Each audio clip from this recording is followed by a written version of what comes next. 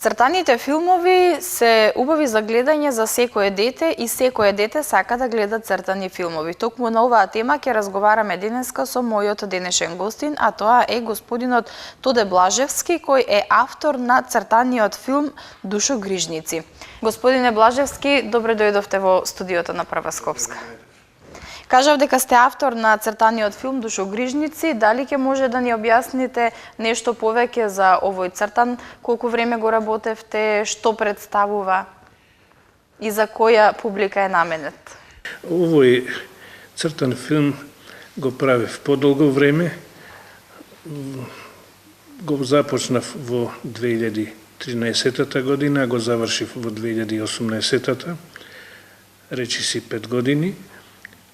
Наменет е, да речеме, за млади луѓе, но и за возрастни, и обработува една општа тема, а би рекол и специјална, и специфична тема, да речеме, се однесува пред се на нашите екзистенцијални прашања, а тоа е едно од нив, да речеме, исхраната.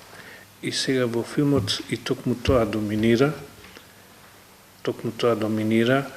да речеме, лебот како символ на исхраната, а пак исхраната како една од важните фактори за нашата екзистенција. Меѓутоа, јас се трудев да го прикажам овој факт или ова област, темата на нашето постоење во едни поглобални размери, мислејќи тука на универзалноста на просторот и на времето.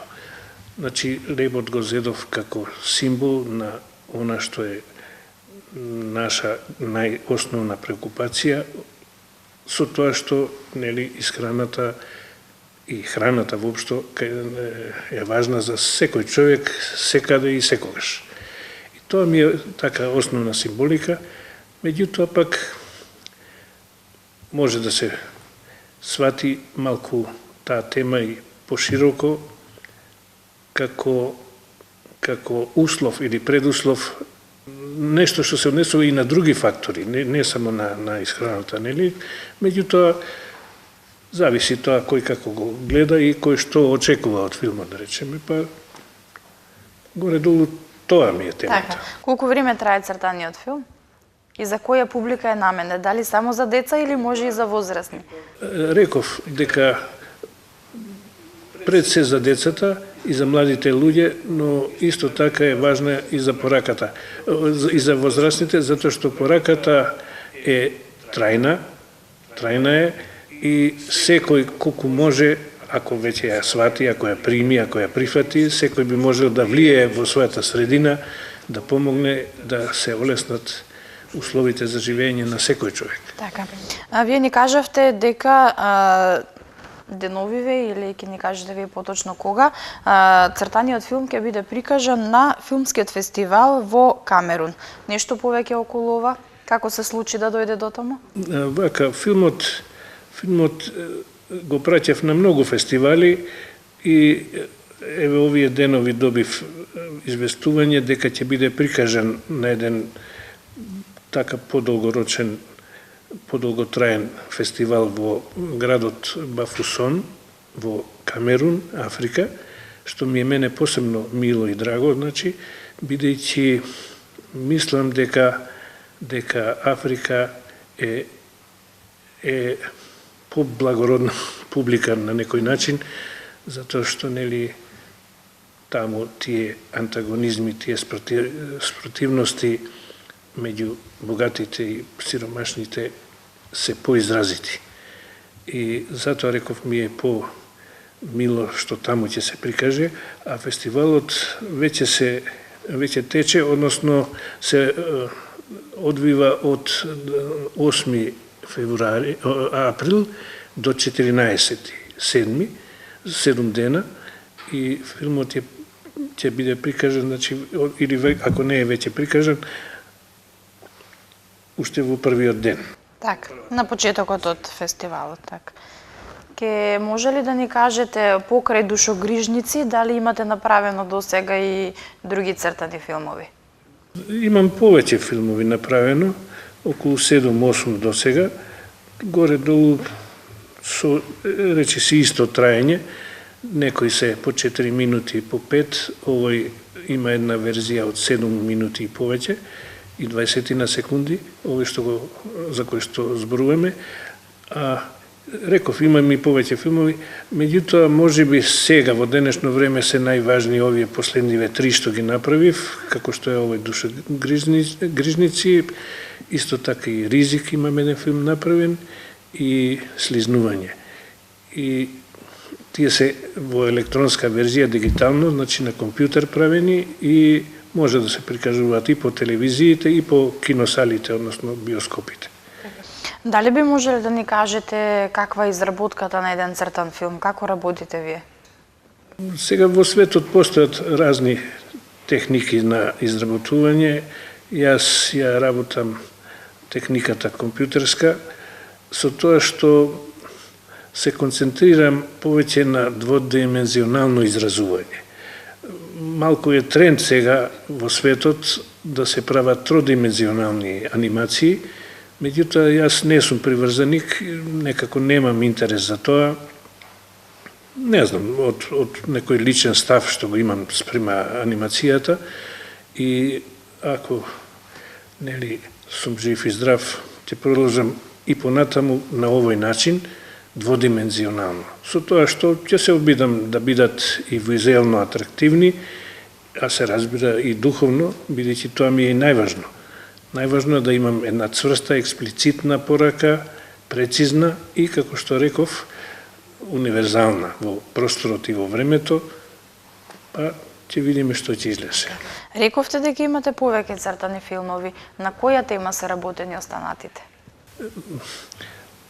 Знаете, јас сум преокупиран во последниве 20 години некако концепцијски да ги представувам моите дела, било тоа да се карикатури или стрипови или хумористични раскази или анимирани филмови, да ги представувам некако структурално гледано антагонистички, контрастно. Значи, поаѓам од тоа уметничкиот израз да ми биде антагонистички или контрастен, и делото во таа смисла да биде прикажано. Да речеме, визуелно, од една страна светло, од друга страна темно. Или идејно, исто така. Убаво, неубаво, големо, мало, не знам, црно-бело, добро, лошо и така, во таа смисла. И сега некако така ми се поврзани сите филмови, а темите, пак ќе речем, екзистенцијални. Она што го преокупира човекот. И сега, кога ќе ги гледате, ќе помислите дека е тоа некоја конкретна приказна за нешто по-конкретно, но кога ќе се задлабите малку и ќе видите дека тоа веќе се однесува на можеби и повеќе теми, на можеби и повеќе простори и така. Вие тоа поврзани со секојдневното живење? Тоа ми е зборот. Еве, например, филмот Ризик. Нема главен лик во вид на човек, во вид на некоја личност. Туку се работи за една капка. Капка која капе?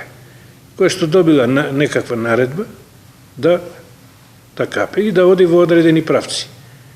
Додека трае наредбата, таа слуша, нели, и така. Кој ќе помисли дека, ете, тоа е она што го велам малото, ситното, кој што, ете, сака некоја своја екзистенција да најде, или свој екзистенцијален пат да најде, и сега капката оди, или тоа малото, или малиот човек, да го речеме, или малата река, или нешто, оди по свој... Кога ќе помисли да оди по свој пат, тогаш веќе настанува проблеми, затоа што треба за тоа и сила, енергија, да речеме, прашање дали имаме енергија да се спротиставиме на тешкотиите и така натаму. И така, темите некако не ми се точно прецизирани, да речеме, за одредена човечка потреба или нешто така, ама горе-долу во врска Така. со нашето постоење. Така. Сега би можели да ни кажете нешто повеќе е вашето мислење за денешните, општо за денешните цртани филмови? Знаете што, не знам дали е добар момент тоа да го кажам овде. Цртаните филмови што превладуваат сега, оние што се намени тебе за деца, да речеме, многу се оптоварени со силни визуелни и акустични ефекти. И тоа го оптоварува детето. И затоа децата се збунети. Ако гледате постари филмови, руски пред се, или кинески, или јапонски, не знам, Челичката маја, не знам, Ну заец, како се вика. Цртаните од Тие 90-тите од години. 90-тите години тие беа поспокојни, помирни, појасни. Сега се овие поагресивни. Меѓутоа, аниматорите